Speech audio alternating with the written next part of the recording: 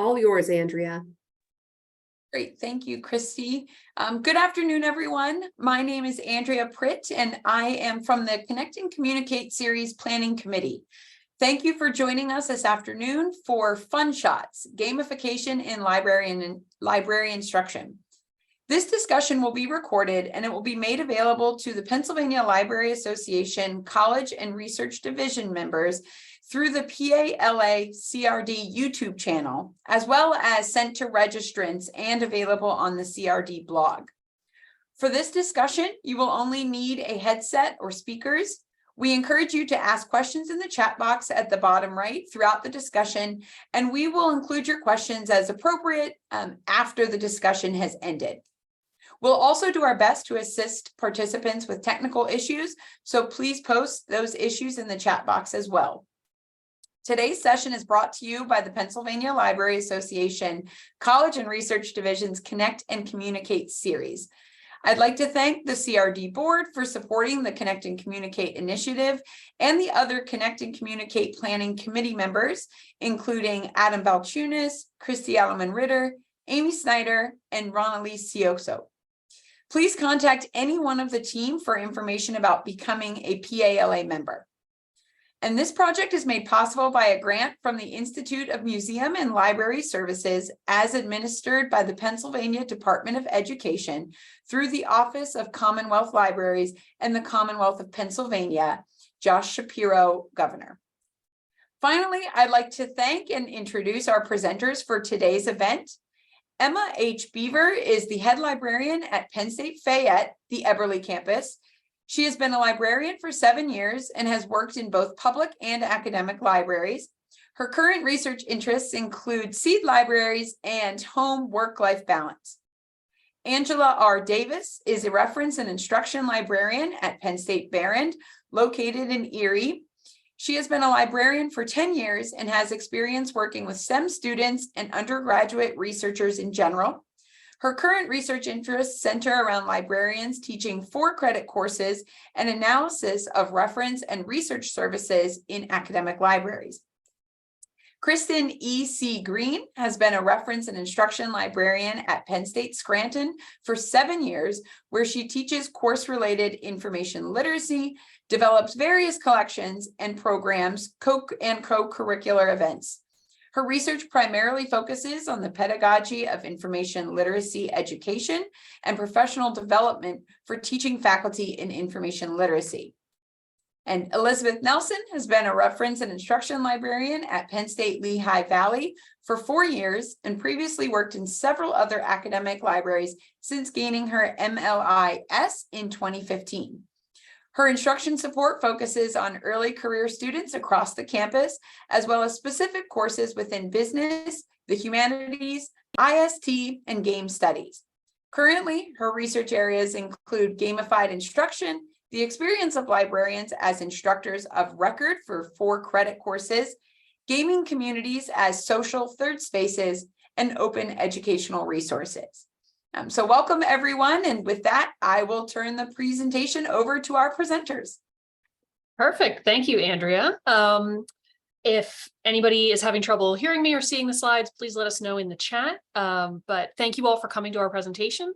I'm Elizabeth Nelson, and today my co-presenters and I will each be sharing a way in which we've incorporated gamification or gameplay into our library instruction.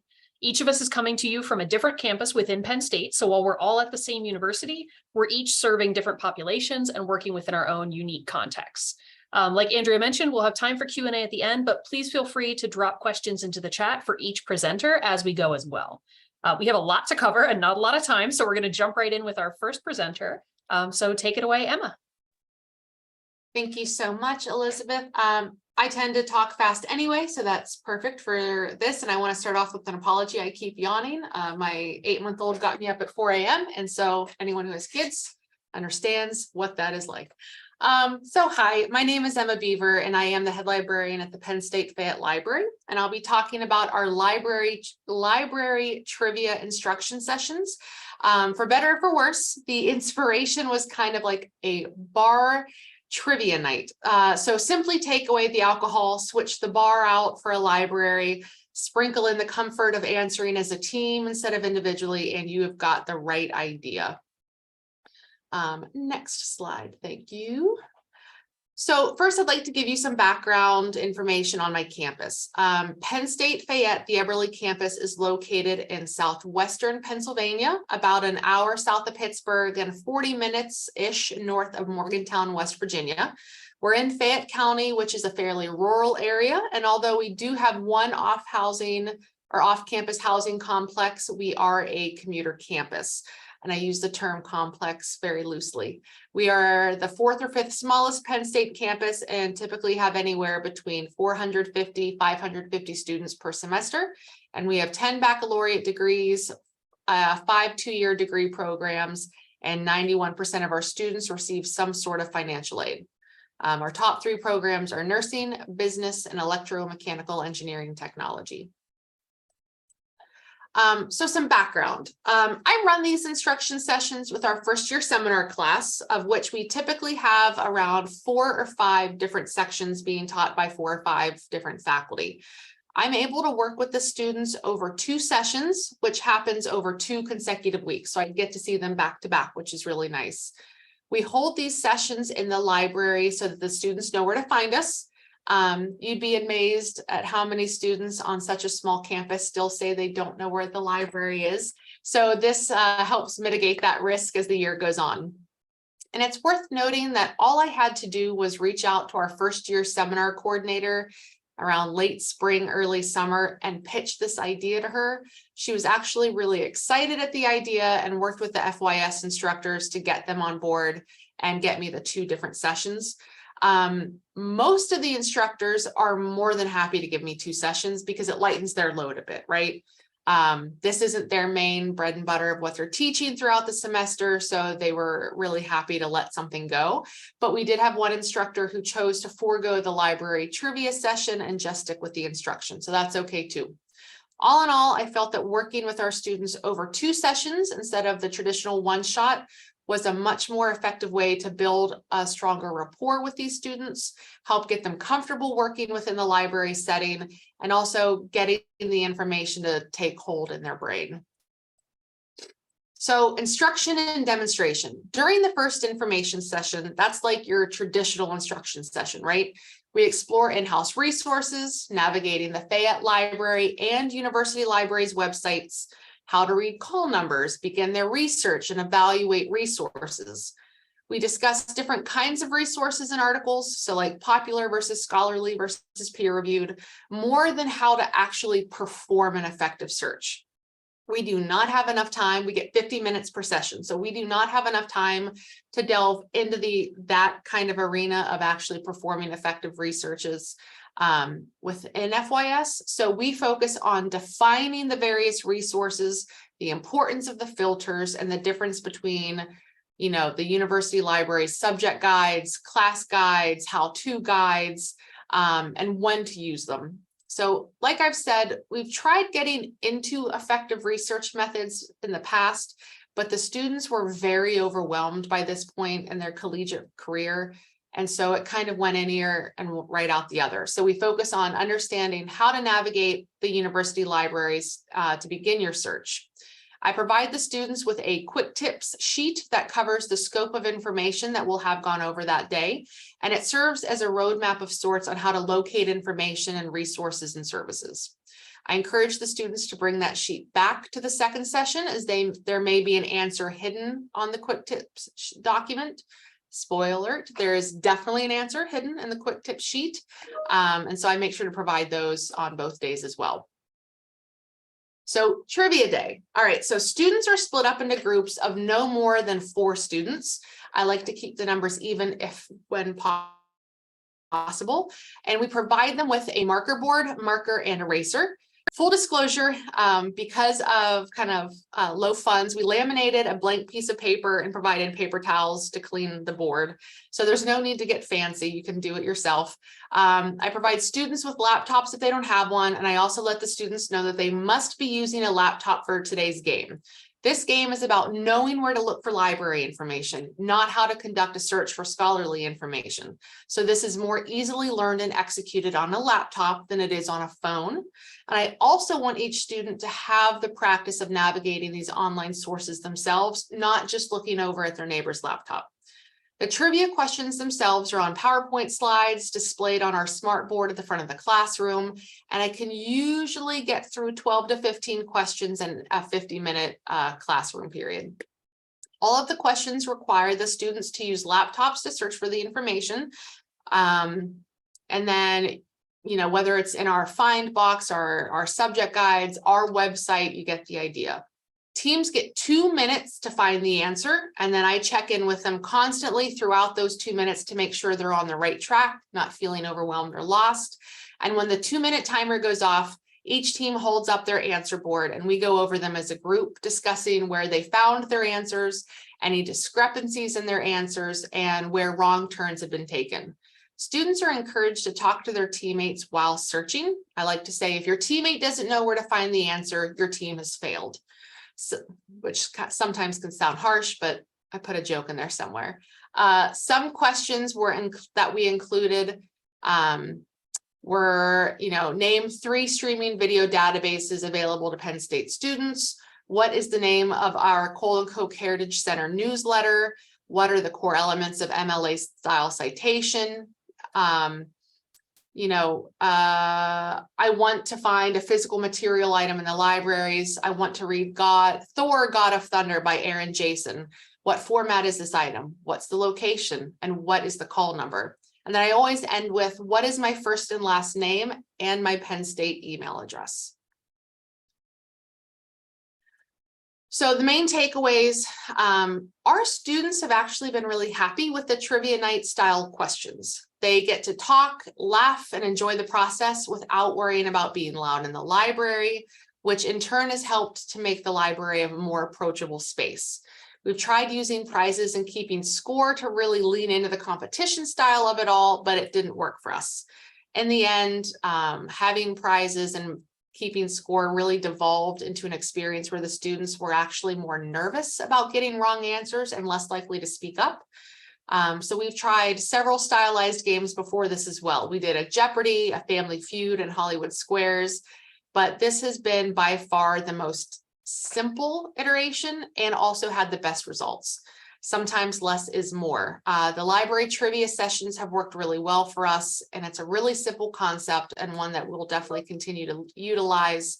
And I think it's worth noting too that the students having to work together as those teams and in those groups, not only did it create a more open rapport with us, but they ended up building a lot stronger relationships with their peers in the classroom. So that was really exciting.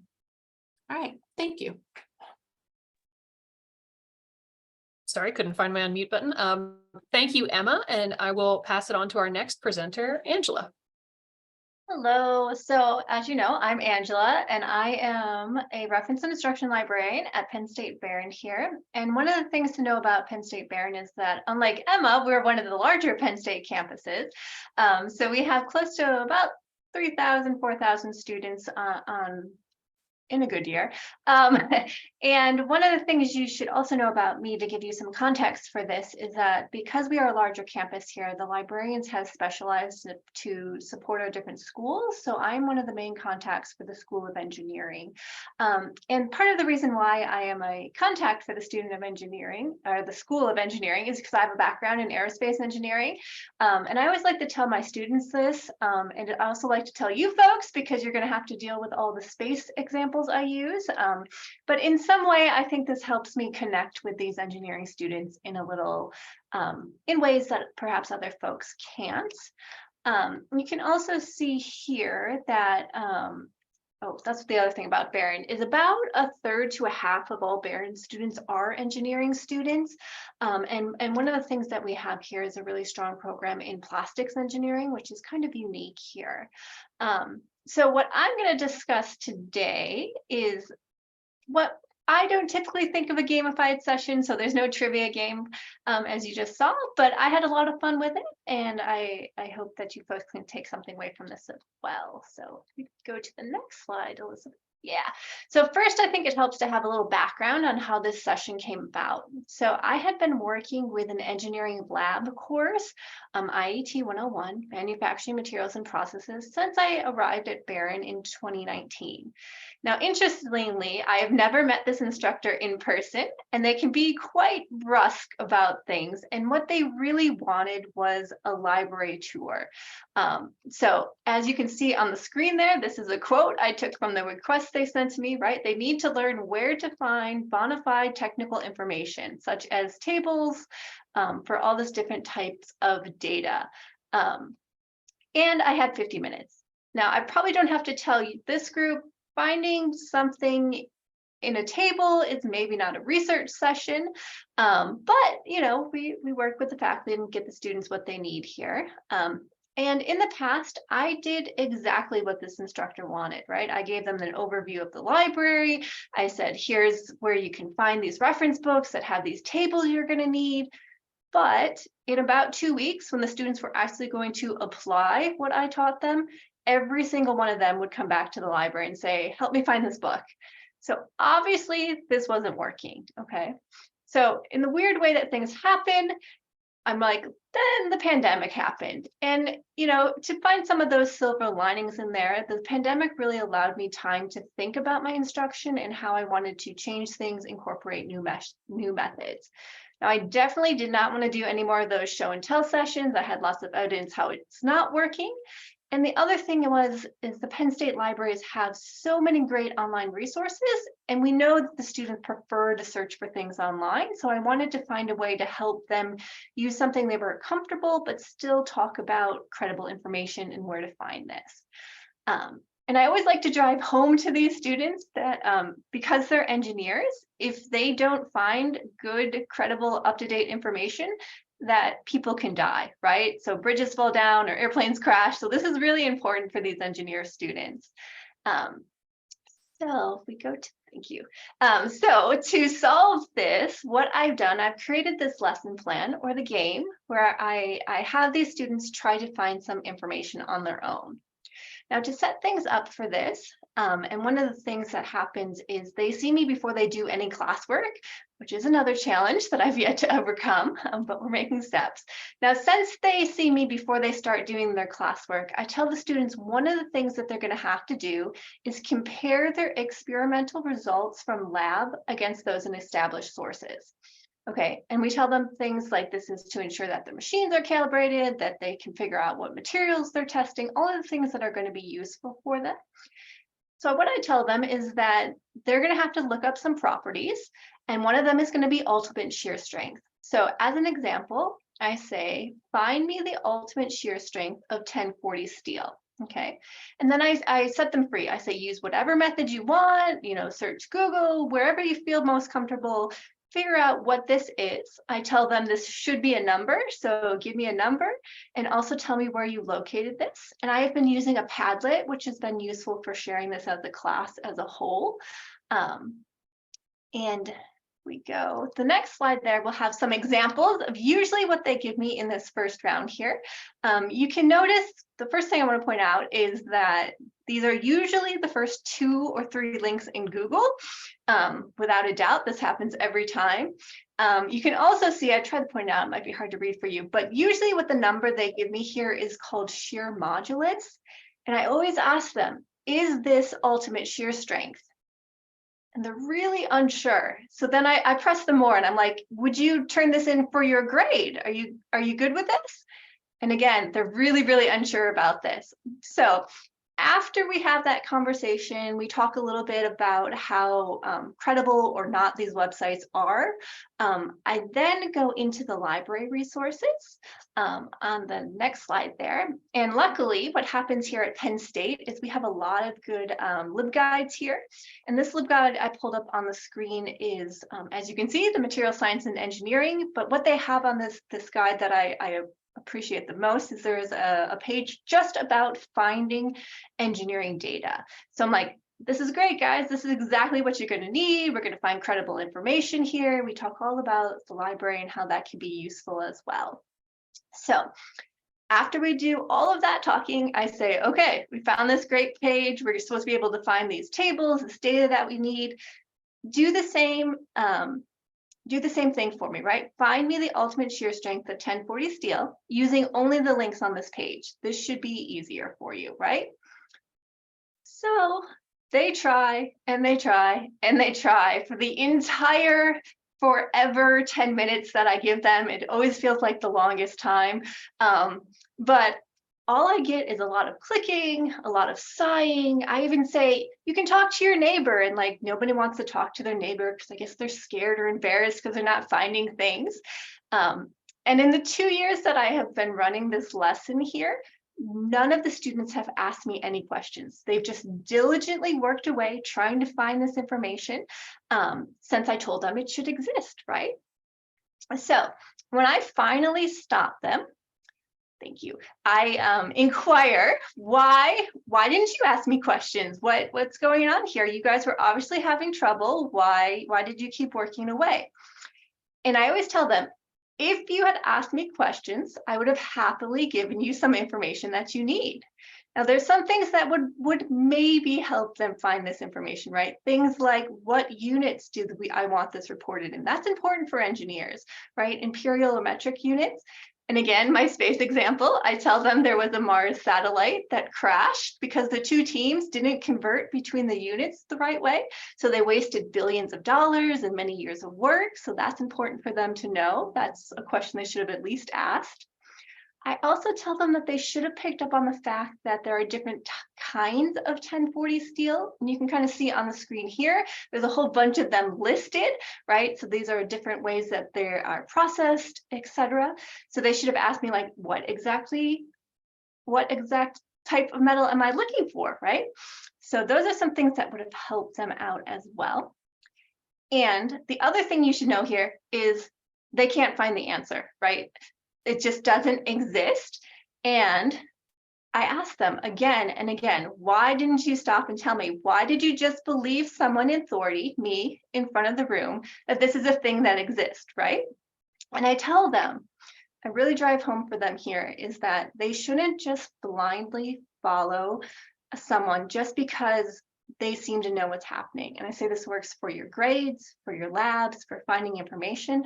And again, I like to give space examples. So we talk about the Challenger space shuttle, which they're getting so young now, some of them don't remember what that is. But what I tell them about the Challenger shuttle is that there was engineers that they knew in their hearts that this was a bad idea and that it should be stopped. But what happened was their boss said, no, it's fine, we're going to launch anyways. And they just said, okay, you're the boss, you've obviously know better. And as we all know, Challenger crashed and it was very bad. So I challenged them here, right? I used an example. I challenged them to say, keep asking questions, no matter how awkward things, how upset your professor might get, make sure you have all of the facts before you can start designing something. So after we do all of that, and they're all sad and upset that I gave them this question they couldn't find the answer to, I tell them, so how do we find the ultimate shear strength? And I'd say, Google it. Google those words for me, how to find ultimate shear strength. And I tell them this isn't cheating, right? You're using everything at your disposal. This is what you would do in the real world. As you can see here, ultimate shear strength is actually an equation. It depends on a lot of different factors that don't fit nicely into a table, things like temperature and geometry and all of these other things here. So hopefully, after I went through this whole lesson, and sometimes I feel a little mean that I've set them up to fail in this way, but what I really hope it stresses for them is that they're learning things about how information has value, things about authority and how they should question that, and how to use some of that research as inquiry there as well. Now, I found this lesson to be really helpful in STEM courses. They're really data focused. They're like focused on finding the exact thing.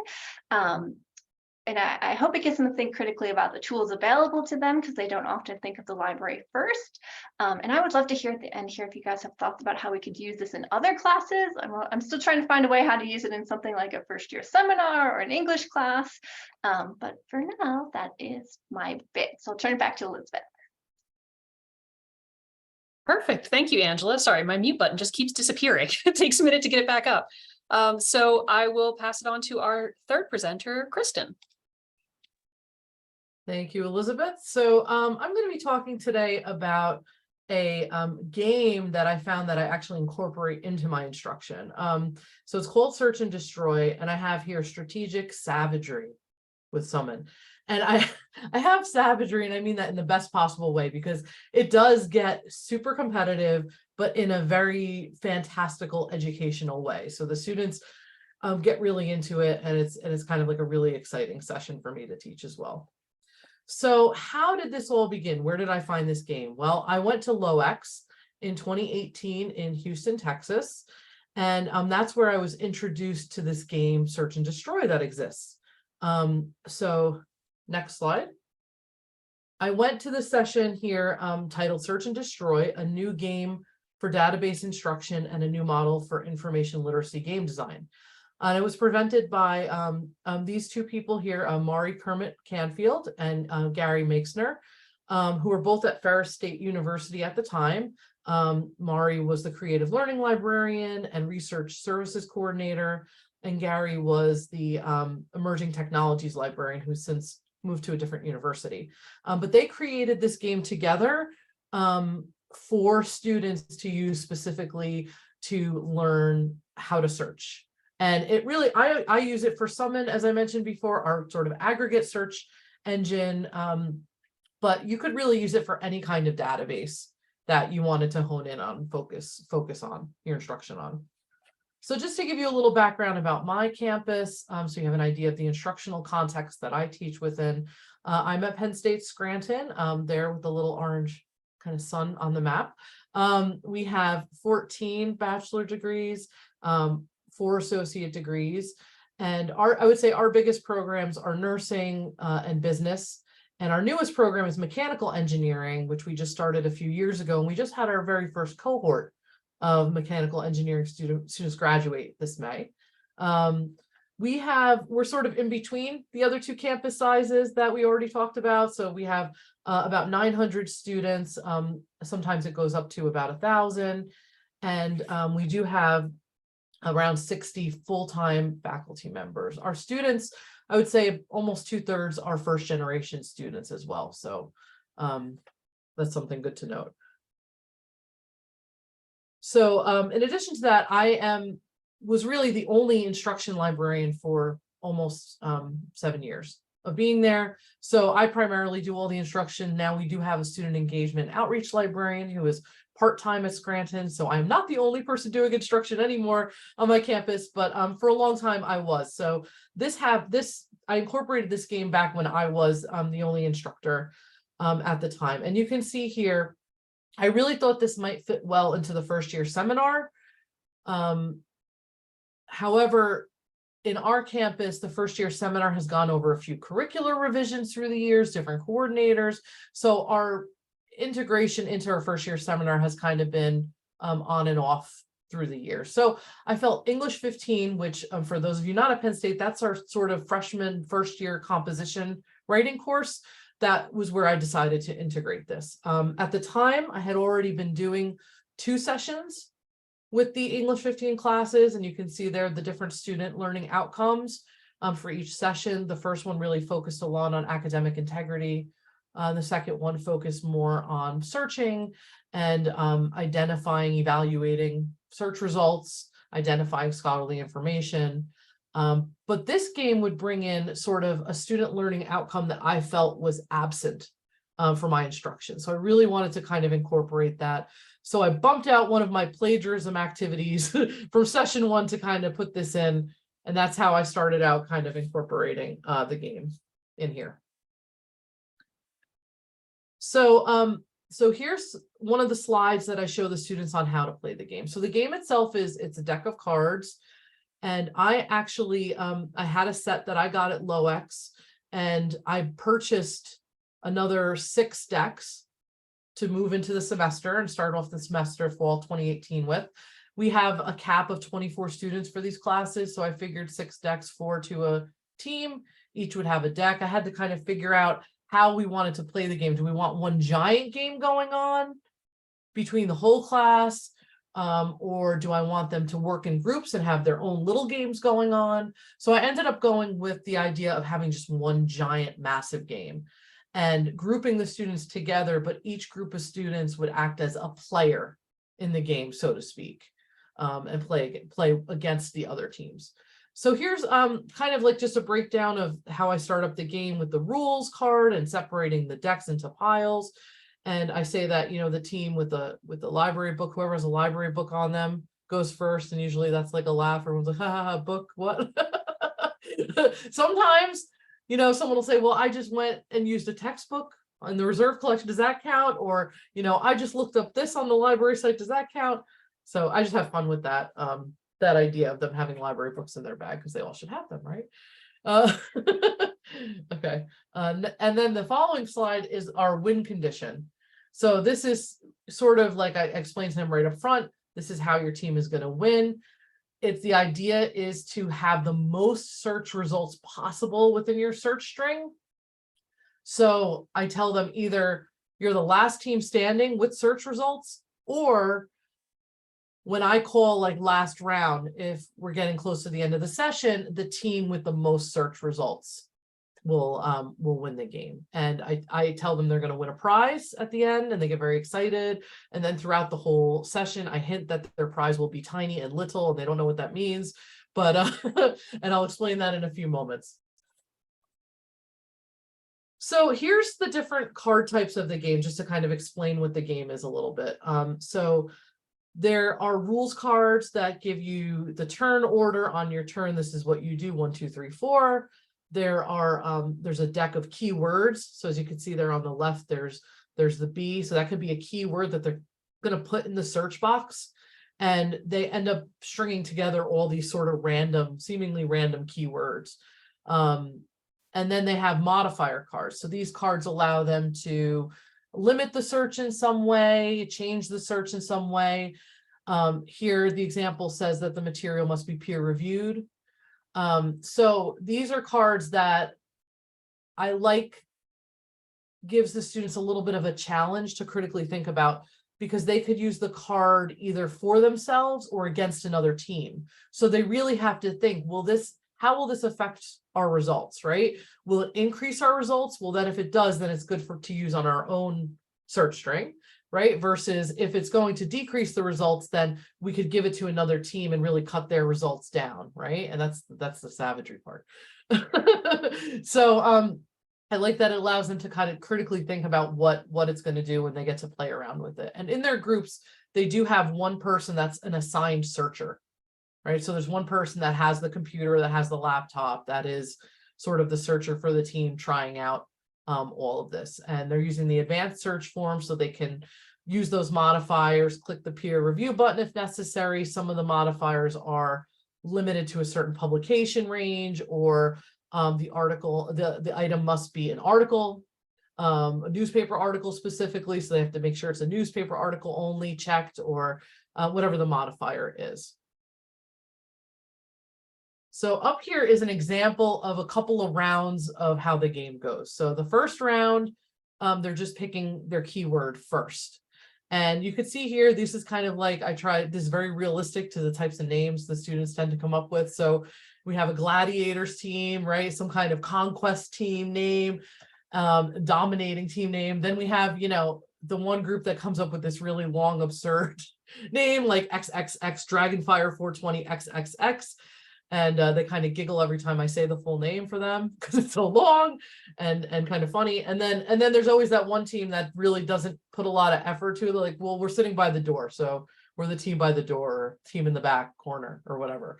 And that's usually kind of how it goes, but it's kind of fun to let them kind of come up with their team name. It sort of builds that camaraderie at the beginning of the game when we get started. Kind of, it's an exciting thing to do for them. And so they pull out their keywords, they pick 2 keyword cards, and they have to discard one and pick one to keep in their search string. So you could see team 1 pick Darwin, team 2 pick Knight, team 3 pick mine, and there are their results of how many results came up in their summon search. So clearly we have Dragonfire 420 in the lead at the moment. Then the next round, they repeat, they pick 2 keyword cards, and they have to decide now which one they're going to discard and which one they're going to add to their original keyword. So now they have to add those keywords together. So you could see Darwin and Volcano drop down the gladiators total from 1.7 million down to 15,000, right? And then in the second round is when they could start using their modifiers. So they could do up to 1 modifier a round. So the gladiators there decided to eliminate a keyword from their own hand, right? So they got rid of Darwin, and that changed their results. The Dragonfire group dropped down to 5, it looks like expanded. Dropped down to 517,000 when they added yacht to their Knight keyword. And they modified it the other team. So instead of modding their own search string, they decided to go after another team, and they went after Team by the Door and said that they have to put theirs in French only. So then team 3 now has to add their second keyword, and now they have to make sure the results are only in French. And in addition to that, they could use a modifier of their own. So you could see there, they dropped down to only 318 results when they had to use the French modifier. And then they tried to kind of open their results back up and increase their results by using a modifier on themselves to do an or, right? So you can see that's kind of how the game goes. And I go for as many rounds as I can until it seems like, time is running out, or until teams get eliminated. So the only one drawback that I found, and if anyone can help me with this, I'd love to hear ideas, is, and I've heard some good ones already, but is that some of the groups, if they finish early, they get knocked out early, they're just sitting around for maybe 10, 15 minutes. If they're not, they're not participating necessarily in the game anymore.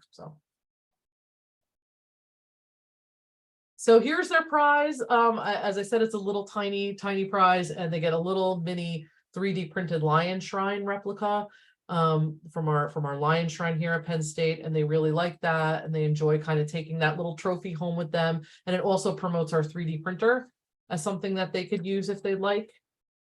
So it has kind of a dual purpose there.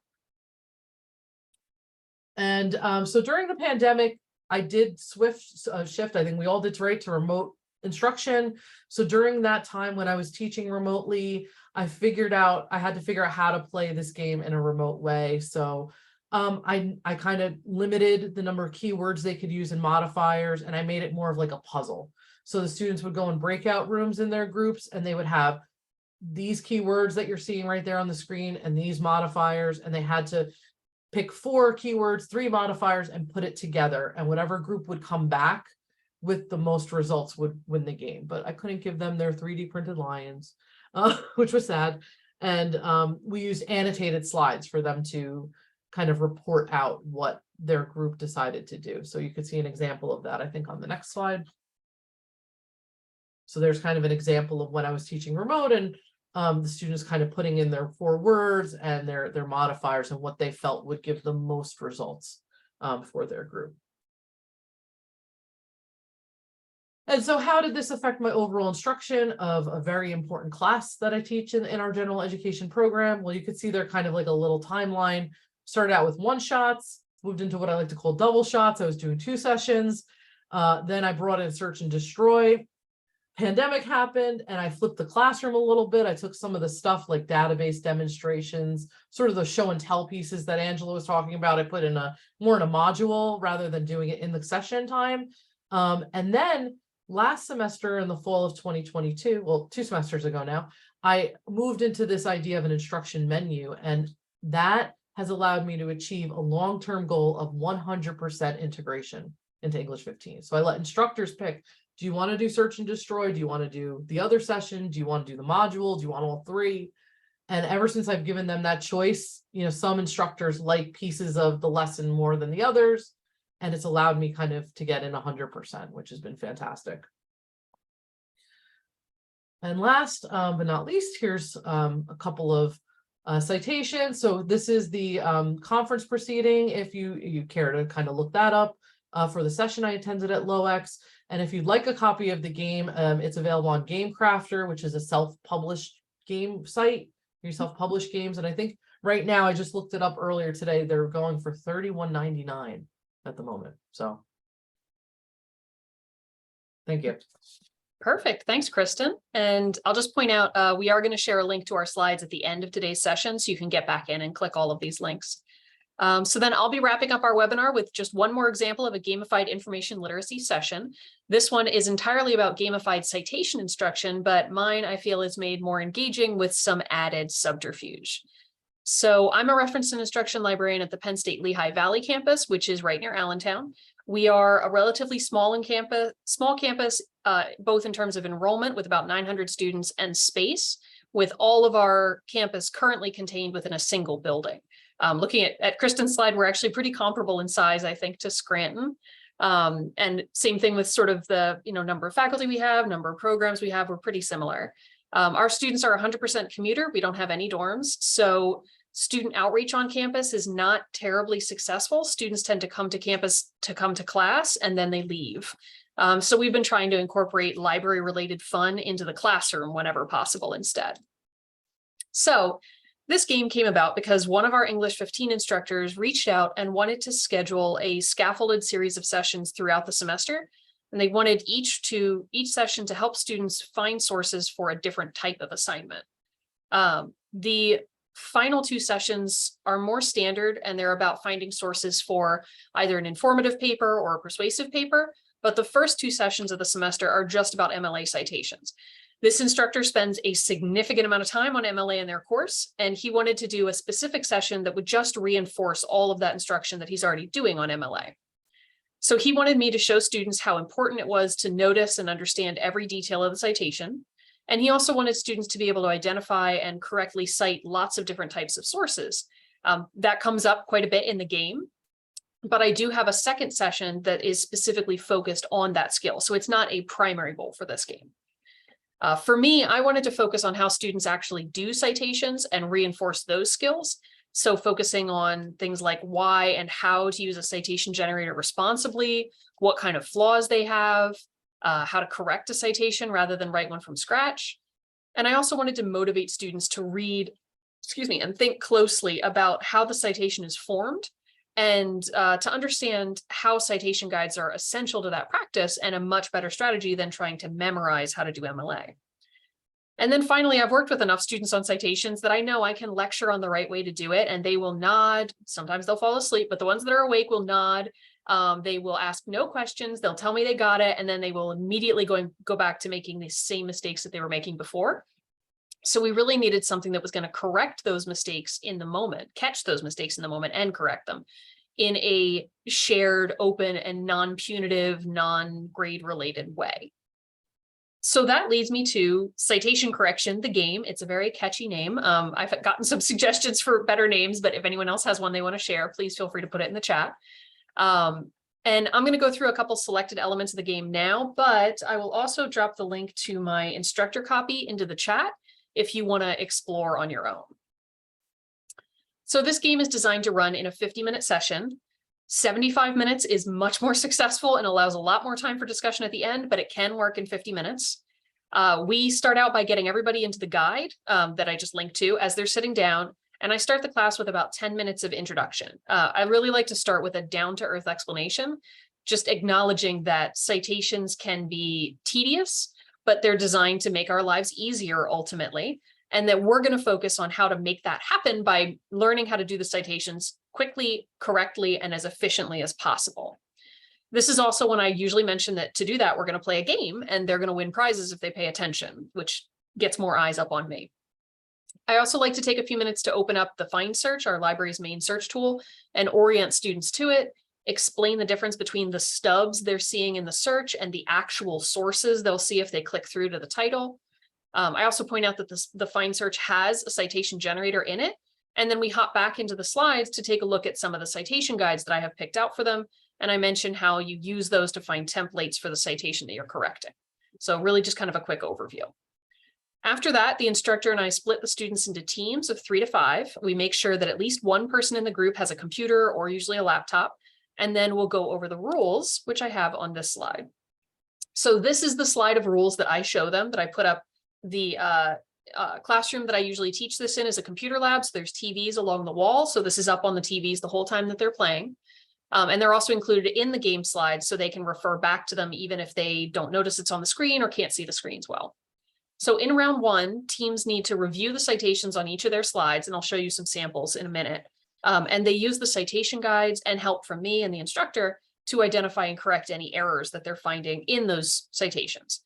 I always point out to them that all of the citations on the slides come directly out of the library's Find Search generator. I don't make any errors. I don't make them worse. I just take them straight as the generator gives them to me. So it's a really great way to see that even this generator that the library trusts enough to attach to our search makes mistakes.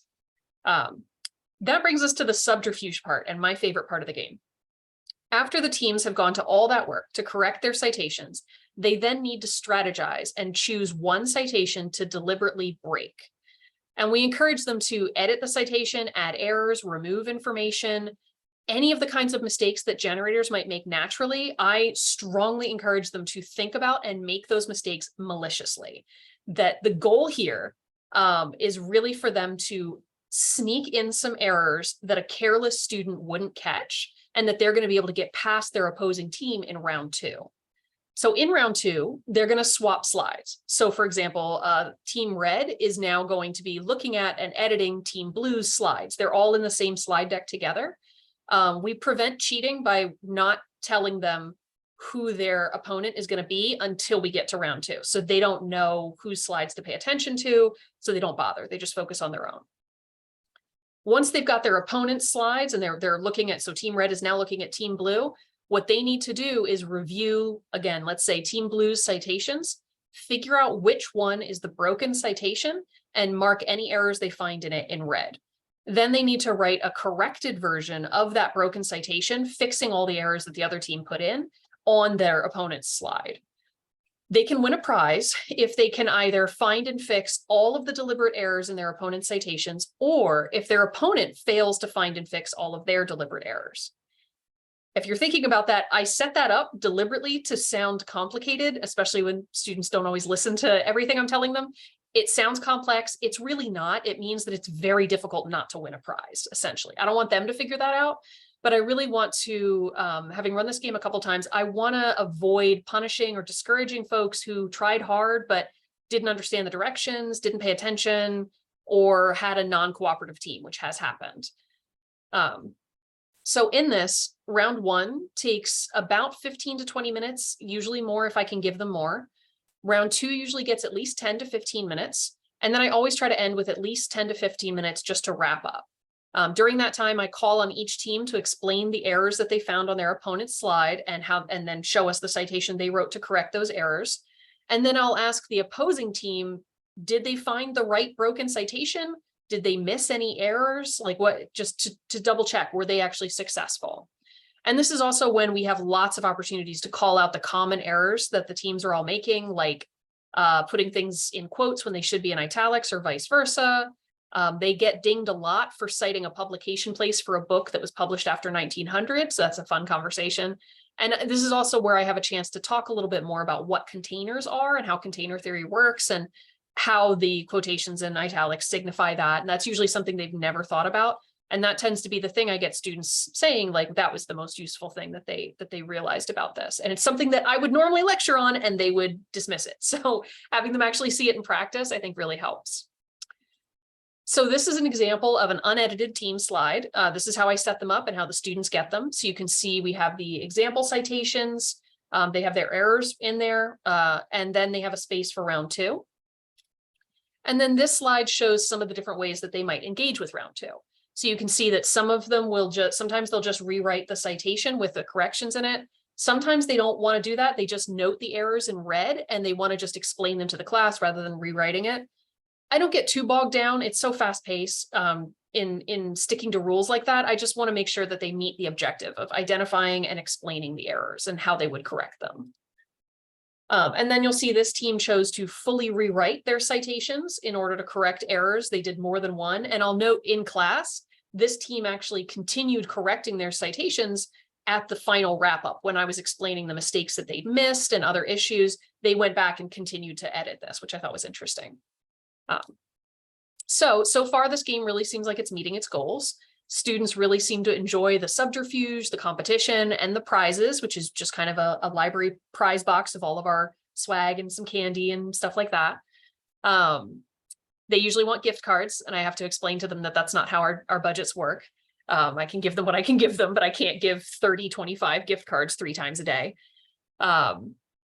I also really like how this idea of thinking like a generator when they're making their errors kind of reinforces for them just how error prone the generators can be, and hopefully sows like a little seed of distrust toward the generators, just to make sure that they're double checking things that come out of them. I also really like that this is an opportunity I don't often get to point out in a kind of value driven way why a stub is not a source and why that's really important and why they need to go to the actual source in order to write their citations. This is an opportunity to kind of prove that that's true. And this game absolutely has caught errors that students were not questioning and told us they understood, but clearly didn't. And it gives us a lot more time to talk about those and to talk about containers. On the con side, this is a very time dependent class. If it's a 50-minute session and we start even 5 minutes late, I've got to do math throughout the whole session to make sure that we end on time and we have time for discussion at the end. Students often do have a lot of trouble following the directions, even though I go over them multiple times. Usually we just go with the flow on that. If they, like I said, if they're meeting the objective, it's fine. But I have had times when it gets problematic. I had a team that corrected their own broken citation on their own slide, so their opponent had nothing to do when they got there. So those I'm still kind of working on how exactly to explain this. This is something we really just started doing 2 semesters ago, I think, so we're still testing a lot of it. Additionally, I'll point out that this game is really difficult to run without the right instructional partner. I have some instructors who will sit back and let me run it.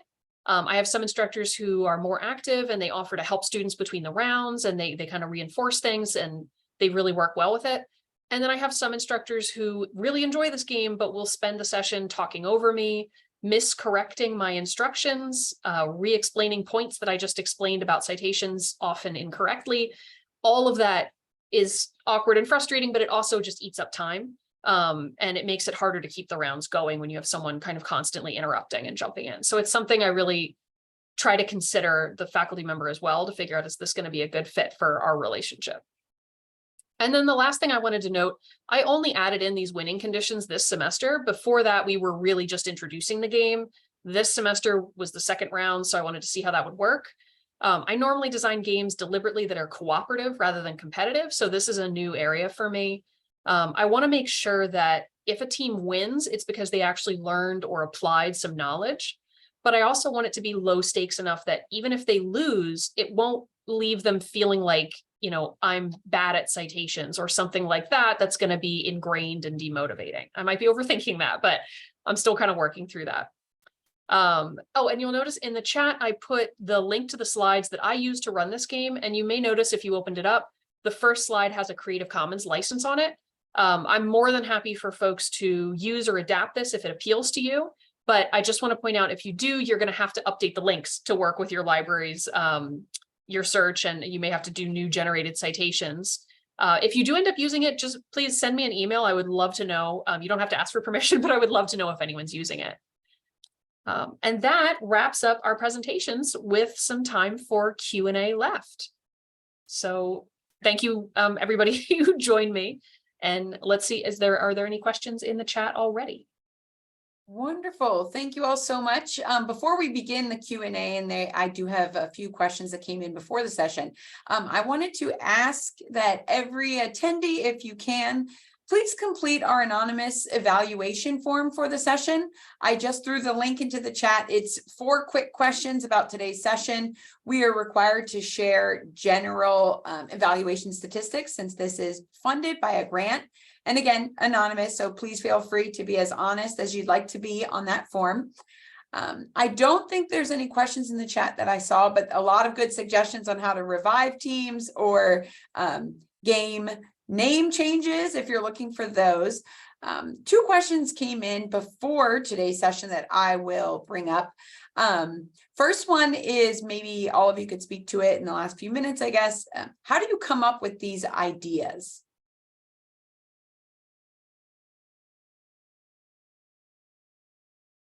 A lot of failed ideas. Like I think I had mentioned it during one of my slides. I've done a lot of different gameplays that have gone terribly.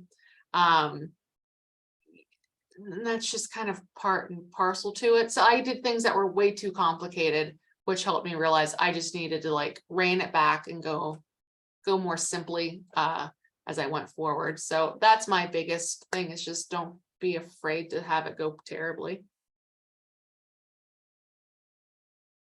I definitely, I mean, I gave credit to the two creators of the game, Search and Destroy, and that's where I got my ideas from. A lot of times I get my ideas from other people, right? Like sessions like this where we're all sharing what we do and finding out what works for others and trying it, you know, in my own context.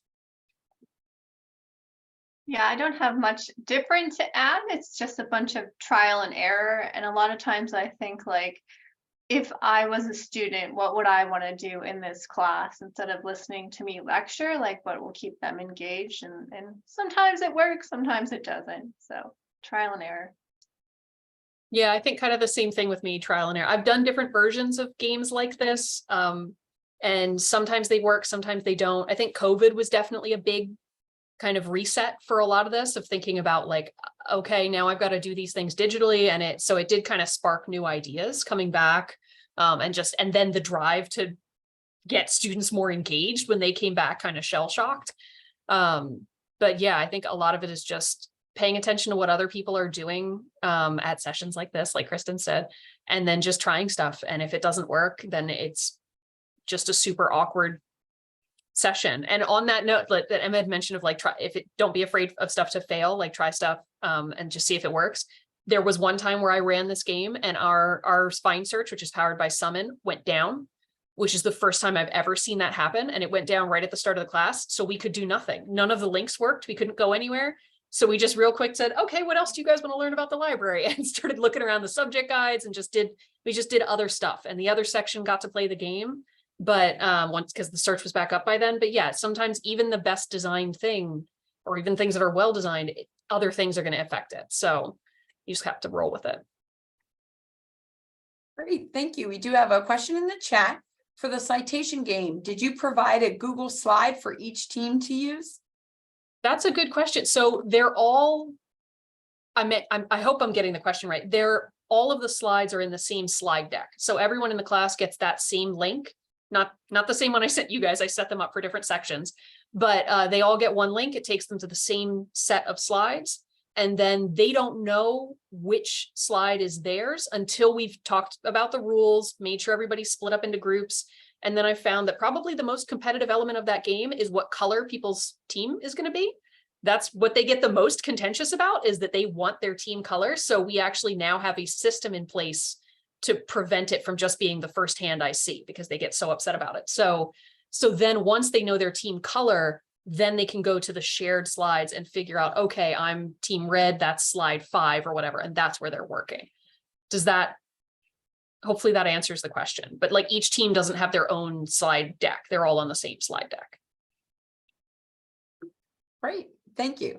One of the questions that came in before the session today, and perhaps I think some of you have already spoken to this, but you can maybe elaborate a little. Can you speak to any low-tech gamification strategies? I can a little, not to jump in again, but I can a little bit, in that one of the first games that I designed is a physical board game that students play in the classroom, and we had to make a digital version during COVID. That experience, it is much, not necessarily much harder, but we found it really helpful to connect with the faculty in that department first. While we were designing the game, we had them play test the game. We did a lot more than I would have done with the digital game. Because again, the digital game is so much closer to a learning activity. I feel more confident in that, but the physical game, I really want, if we're going to actually like mass produce pieces and stuff like that, although again, we just laminated things, but I want someone else to test it first. But has anyone else done a physical type game? I haven't, but thinking for this thing I presented on finding different data and stuff, I think it could be run if we did it low tech, right? If we pulled out all the reference books and tried to have them find stuff that way, would be a way to do it, maybe on whiteboards or post-its. But yeah, I'm not sure that's always useful. But yeah, low tech's a good way to think. I think for us, the only low tech thing we've really done is scavenger hunt. We've done that both in first year seminar and as part of just our open house. Our full-time staff, Meg, had I think created from scratch her own scavenger hunt, like hid things around the library for them to go find. It was pretty neat, but gives them a tour of the library as well as learning where everything is, so they can't say, well, I didn't know.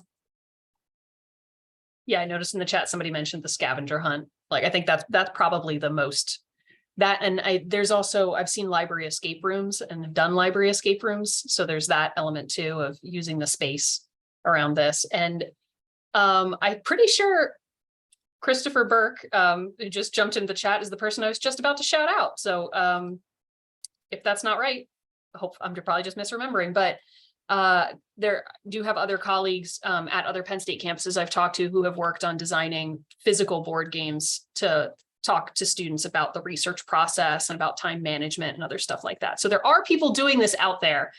So Chris, if that is you and there's a link to your work anywhere, please drop it in the chat. But thank you all so much. We have met our time. I threw the link for the anonymous evaluation form again into the chat.